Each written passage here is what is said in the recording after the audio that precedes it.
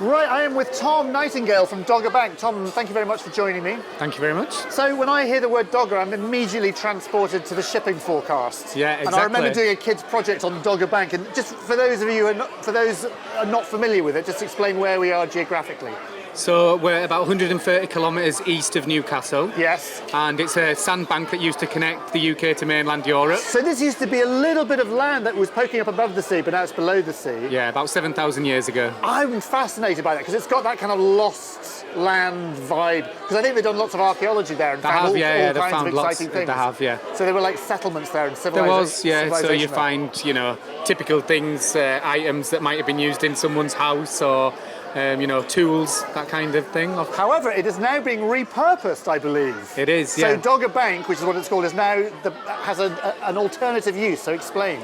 So we're going to be putting 277 of the world's biggest offshore wind turbines in the ocean. When you say biggest, how big is the world's biggest? So they're 13 megawatt and 14 megawatt turbines. So in total, that means that we'll be generating about 5% of UK's electricity needs. That's pretty good, isn't it? It is. I mean, that's a chunk, 5%. Yeah, I mean, it's the equivalent of power station, nuclear power station. And just as an engineering project, where does this kind of rank in sort of engineering projects in the UK? It's one of the biggest infrastructure projects in the UK right now, and because we're doing the biggest of everything, we've got some world first, some UK first. Actually, no, size is everything. It does. Apparently, it does matter when it comes to wind farms. Yeah, exactly. Yeah. So it means that we'll be generating about 3.6 gigawatts of electricity in total, which is huge, and that is massive. So there's a lot gone into the engineering to design these turbines. Well, that's it, the engineering of the turbines, but also getting the electricity from the turbines to the land, I'm guessing, is also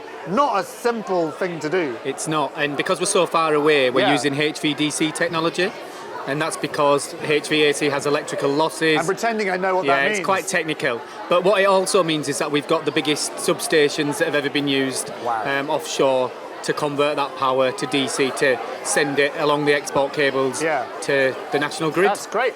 And also, is it a northeast project? Can the northeast sort of claim this as their own? Absolutely. Presumably lots of northeastern jobs will be used here. Absolutely. There's over 3,000 jobs already been created or supported through the project. But from an operations perspective, we're going to be here for at least 35 years. Wow. And so we're creating almost 400 jobs for the operations and maintenance here in Newcastle and South Tyneside. Where are we at the moment? Are there any wind turbines up yet? Or no, we're just about to start offshore construction, and you'll start to see the first turbines offshore around Q2 next year. Fantastic. And then we get connected to the grid in the middle of next year. I think it's a really fascinating project. It's fascinating because I've just always been slightly intrigued in that piece of land.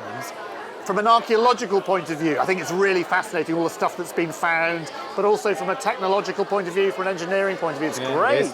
And have the kids been enjoying hearing about it? They have, and hopefully they'll come and work on the wind farm as apprentices or graduates in the future. So we really want to promote STEM subjects to these kids and hope that one of the areas that they might want to come and work in is offshore wind in the future. Definitely. Well, listen, Tom, thank you very much indeed. Thank you. Enjoy the rest of the day. Cheers. Thank you.